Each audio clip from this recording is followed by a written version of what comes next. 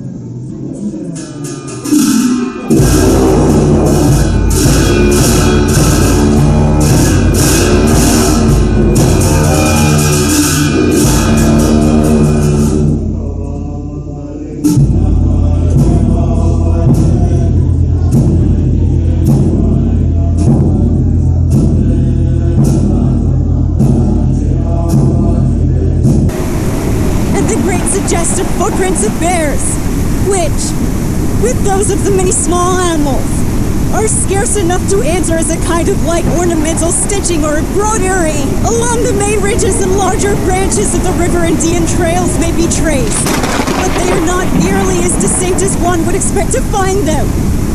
How many centuries Indians have roamed these woods nobody knows. Probably a great many, extending far beyond the time that Columbus touched our shores. And it seems strange that heavier marks have not been made. Indians walked softly and heard the landscape hardly more than the birds and squirrels. And their brush and bark huts last hardly longer than those of wood rats, while their more enduring monuments, excepting those brought on the forest by the fires they made to improve their hunting grounds, vanish in a few centuries. How different are most of those of the white man, especially on the lower gold region roads blasted to the solid rock. Wild streams damped and tamed and turned out of their channels and lead along the sides of canyons and valleys to working minds like slaves, crossing from ridge to ridge, high in the air, on long straddling trestles as if rolling on stilts, or down and up across valleys and hills, imprisoned in iron pipes to strike and wash away hills and miles of the skin of the mountain's face, riddling, stripping every gold gully and flat. These are the white man's marks made in a few feverish years, to say nothing of mills, fields, villages, scattered hundreds of miles along the flank of the range. Long will it be ere these marks are effaced, though nature is doing what she can, replanting, gardening, sweeping away old dams and flumes, leveling gravel and boulder piles, patiently trying to heal every raw scar. The main gold storm is over. Calm enough for the gray old miners scratching at bare living in waste diggings here and there. Thundering underground blasting is still going on to feed the pounding quartz mills. But their influence on the landscape is light as compared without the pick and shovel storms waged a few years ago. Fortunately for Sierra scenery, the gold-bearing slates are mostly restricted to the foothills. The region about our camp is still wild, and higher lies the snow about as trackless as the sky. Only a few hills and domes of cloudland were built yesterday and none at all today. The light is peculiarly white and thin, though pleasantly warm. The serenity of this mountain weather in the spring, just when nature's pulses are beating highest, is one of its greatest charms. There is only a moderate breeze from the summits of the range at night, and a slight breathing from the sea in the lowland hills and plains during the day, or stillness so complete no leaf stirs. The trees hereabout have but little wind history to tell. Sheep, like people, are ungovernable when hungry, excepting my guarded lily gardens. Almost every leaf that these hoof locusts can reach within a radius of a mile or two from camp has been devoured. Even the bushes are stripped bare, and in spite of dogs and shepherds, the sheep scatter to all points of the compass and vanish in dust. I fear some are lost, for one of the 16 black ones is missing. June 17. Counted the wool bundles this morning as they bounced through the narrow corral gate. About 300 are missing, and as the shepherd could not go to seek them, I had to go. I tied a crust of bread to my belt, and with Carla set out for the upper slopes of the Pilot Peak Ridge, and had a good day, notwithstanding the care of seeking the silly runaways. I went out for wool, and did not come back short. A peculiar light circled around the horizon, white and thin like that often seen over the auroral corona, blending into the blue of the upper sky. The only clouds were a few faint flossy pencilings like combed silk. I pushed direct to the boundary of the usual range of the flock, and around it until I found the outgoing trail.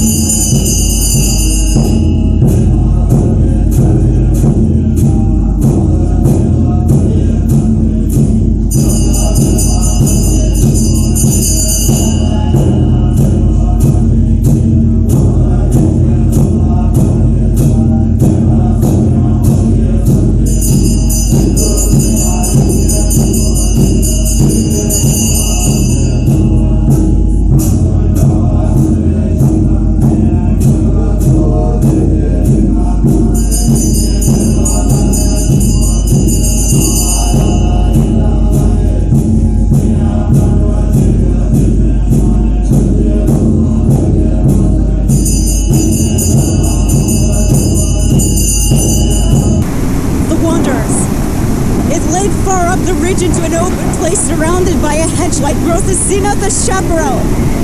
Carlo knew what I was about, and eagerly followed the scent until we came up to them. Huddled in a timid, silent bunch, they had evidently been here all night and all the forenoon, afraid to go out to feed.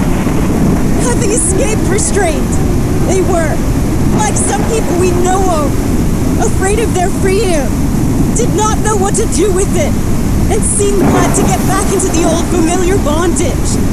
June 18th. Another inspiring morning. Nothing better in the world could be conceived. No description of heaven that I've ever heard or read of seems half so fine. At noon the clouds occupied about 05 of the sky. White filmy touches drawn delicately on the azure. The high ridges and hilltops beyond the woolly locusts are now gay with monardula, clarkia, coreopsis, and tall tufted grasses. Some of them tall enough to wave like pines. The lupines, of which there are many ill-defined species, are now mostly out of flower, and many of the composite are beginning to fade. Their radiant corollas vanishing in fluffy pappus like stars in mist. We had another visitor from Brown's Platte, an old Indian woman with a basket on her back, like our first caller from the village. She got fairly into camp and was standing in plain view when discovered. How long she had been quietly looking on, I cannot say. Even the dogs failed to notice her stealthy approach. She was on her way, I suppose, to some wild garden, probably for lupine and starchy saxifrage leaves and rootstocks. Her dress was calico rags, far from clean. In every way she seemed sadly unlike nature's neat, well-dressed animal, though living like them on the bounty of the wilderness. Strange that mankind alone is dirty. Had she been clad in fur, or cloth woven of grass or shreddy bark, like the juniper and libistris mats, she might then have seemed a rightful part of the wilderness, like a good wolf at least, or bear. But from no point of view that I have found our such debased fellow beings a whit more natural than the glaring tailored tourists we sought, frightened the birds and squirrel. June 19th. Here sunshine all day. How beautiful a rock is made by leaf shadows. Those of the live oak are particularly clear and distinct, and beyond all arguing grace and delicacy, now still as if painted on stone, now gliding softly as if afraid of noise. No dancing, waltzing.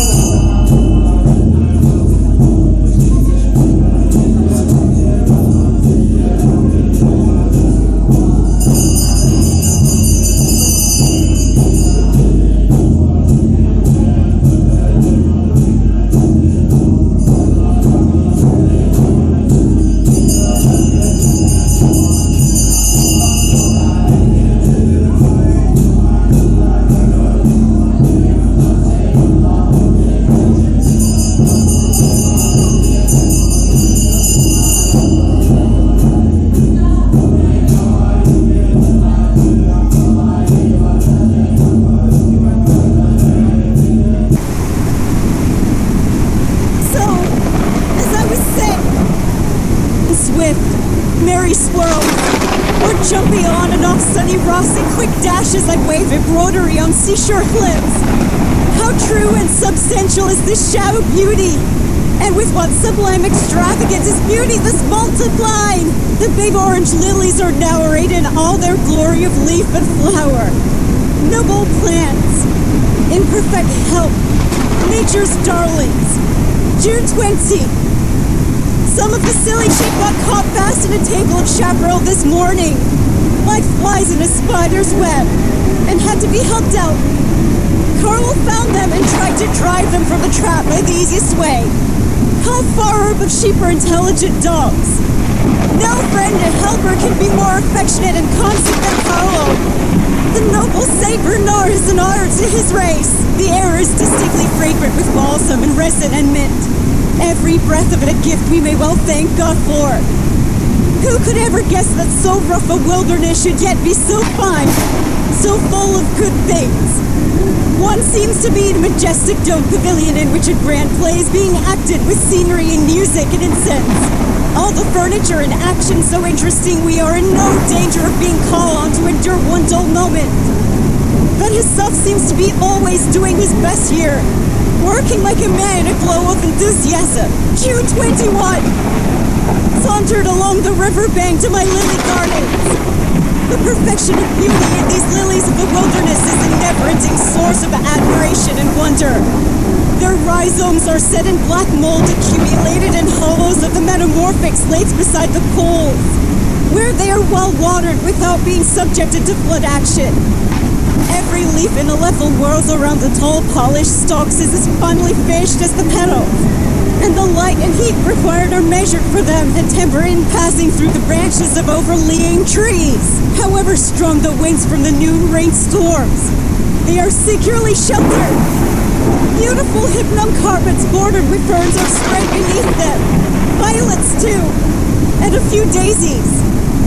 Everything around them sweet and fresh like themselves. Cloudland today is only a solitary white mountain, but it is so enriched with sunshine and shade. The tones of color on its big domed head bless the outbulging ridges, and in the hollows and ravines between them are ineffably fine. June 22! Unusually cloudy. Beside the periodical shower-bearing cumuli, there is a thin, diffuse, fog-like cloud overhead. About 0.75 in all. June 23. Hope these vast, calm, measureless mountain days, inciting at once to work and rest. Days in whose light everything seems equally divine, opening 1,000 windows to show us God. Nevermore, however weary, should one fade by the way who gains the blessings of one mountain day. Whatever his fate, long life, short life, stormy or calm, he is rich forever. June 24! Irregular lawns of clouds and thunder. Shepherd Billy is in a peck of trouble about the sheep. He declares that they are possessed with more of the evil one than any other flock from the beginning of the invention of mud and wool to the last batch of it. No matter how many are missing, he will not, he says, go a step to seek them, because, as he reasons, while getting back one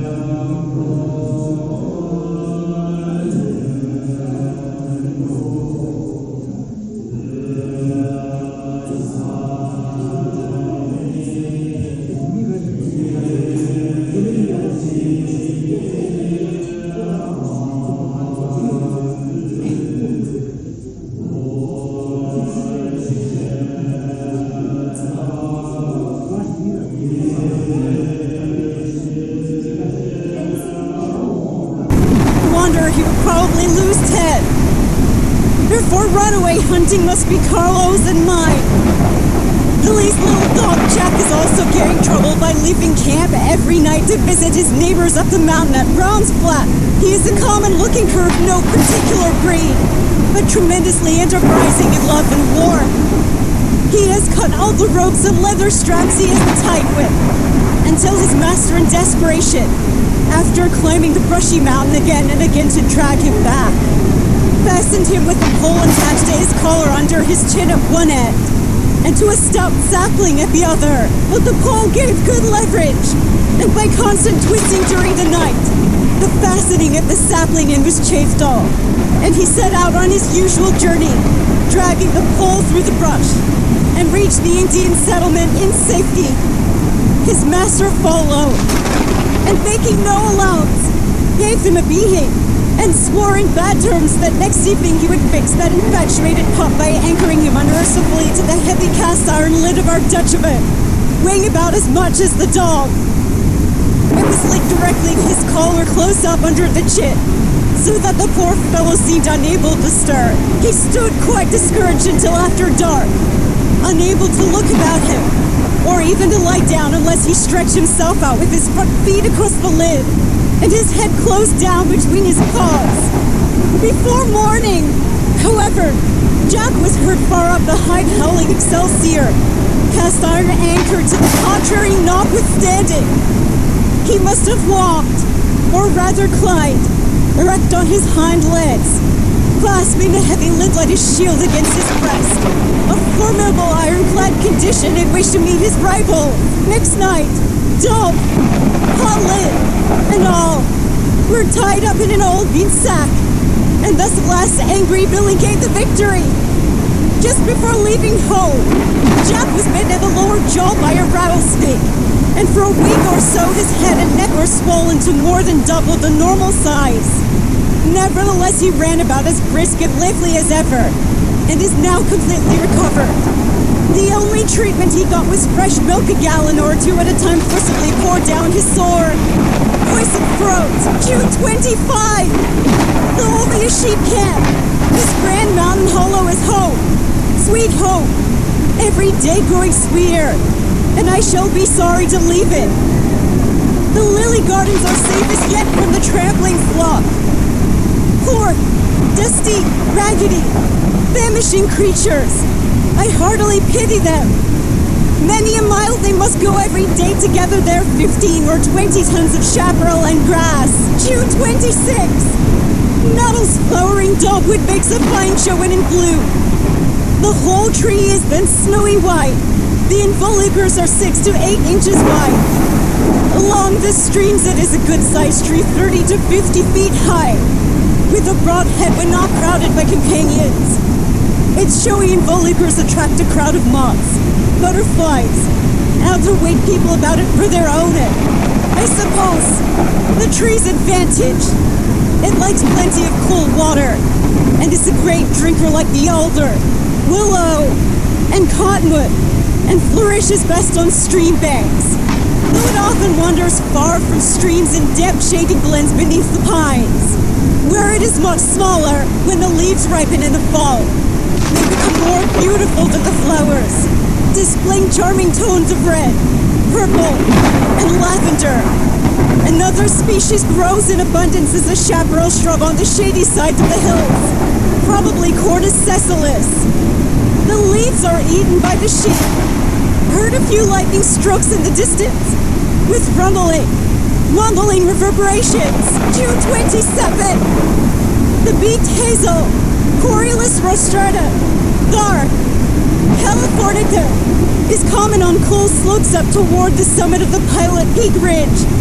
There is something peculiarly attractive in the hazel, like the oaks and heaths of the cold countries of our forefathers, and through them our love for these plants has, I suppose, been transmitted. This species is 4 or 5 feet high, leaves soft and hairy, grateful to the touch, and the delicious nuts are eagerly gathered by Indians and squirrels. The sky is usually adorned with white noon clouds. June 28th. Warm, mellow summer. The glowing sunbeams make every nerve tingle. The new needles of the pines and firs are nearly full grown and shine gloriously. Lizards are glinting about on the hot rocks. Some that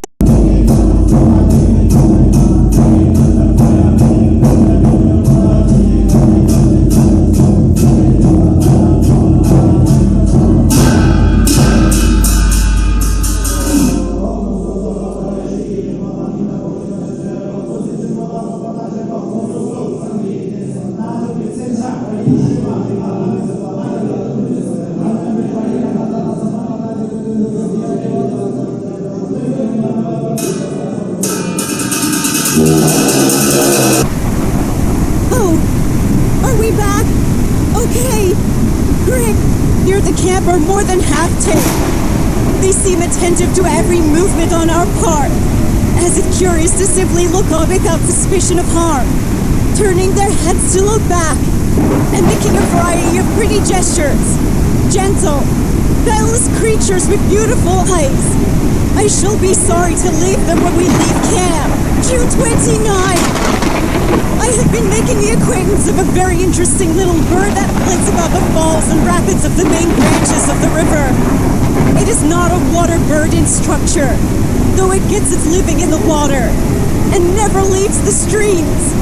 It is not wet-footed, yet it dives fearlessly into deep swirling rapids, evidently to feed at the bottom, using its wings to swim with underwater just as doves and loons do. Sometimes it wades about in shallow places, thrusting its head under from time to time in a jerking, nodding, risky way that is sure to attract attention.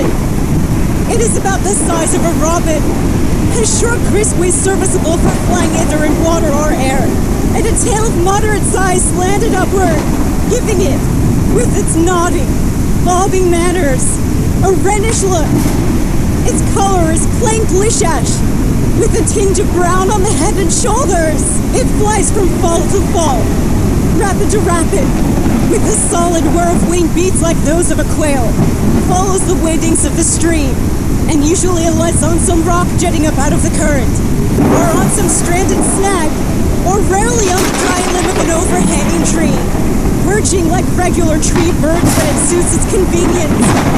It has the oddest, daintiest mincing manners imaginable, and the little fellow can sing too, a sweet, thrushy, fluty song, rather low, not the least boisterous, and much less keen and accentuated than for its vigorous briskness one would be led to look for. What a romantic life this little bird leads on the most beautiful portions of the streams, in a genial climate with shade and cool water and spray to temper the summer heat. No wonder it is a fine singer, considering the stream songs it hears day and night. Every breath a little poet draws is part of a song, for all the air about the rapids and falls is beaten into music.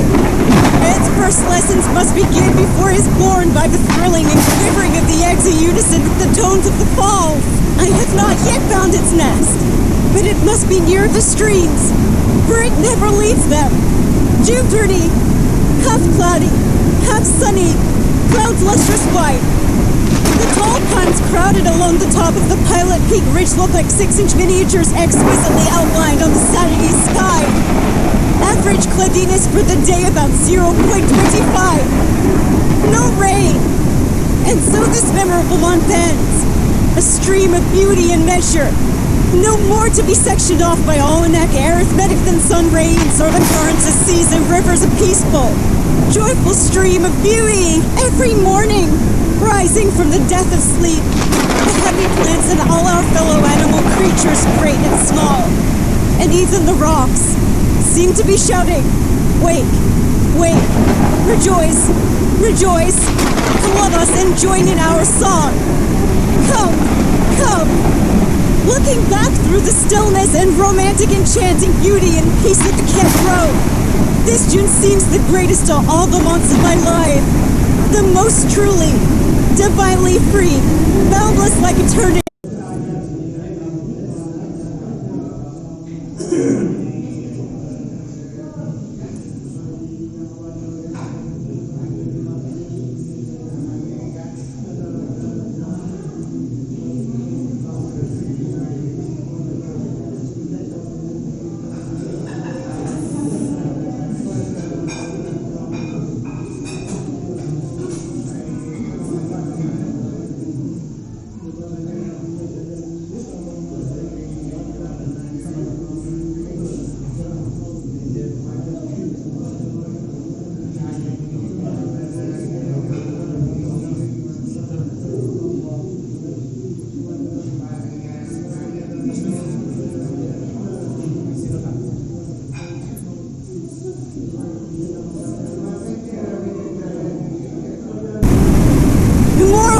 Everything in it seems equally divine, one smooth, keyword, wild blow of heaven's love, never to be blotted or blurred by anything past or to come.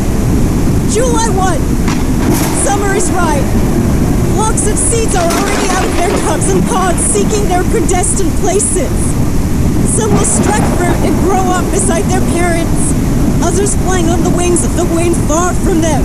Among strangers, most of the young birds are full-feathered and out of their nests, though looked after by both father and mother, protected and fed and to some extent educated. How beautiful the home life of birds. No wonder we all love them. I like to watch the squirrels. There are two species here, the large California gray and the Douglas. The latter is the brightest of all the squirrels I've ever seen. A hot spark of life, making every tree tingle with his prickly toes. A condensed nugget of fresh mountain vigor and valor, as free from disease as a sunbeam. One cannot think of such an animal ever being weary or sick. He seems to think the mountains belong to him, and at first tried to drive away the whole flock of sheep as well as the shepherd and dogs. How he scolds, and what faces he makes, all eyes, teeth, and whiskers. If not so comically small, he would indeed be a dreadful fellow. I should like to know more about his bringing up, his life in the home not home, as well as in the treetops, throughout all seasons. Strange that I have not yet found a nest full of young ones. The Douglas is nearly allied to the red squirrel of the Atlantic slope, and may have been distributed to this side of the continent by way of the great unbroken forests of the north. The California gray is one of the most beautiful, and next to the Douglas, the most interesting of our hairy neighbors.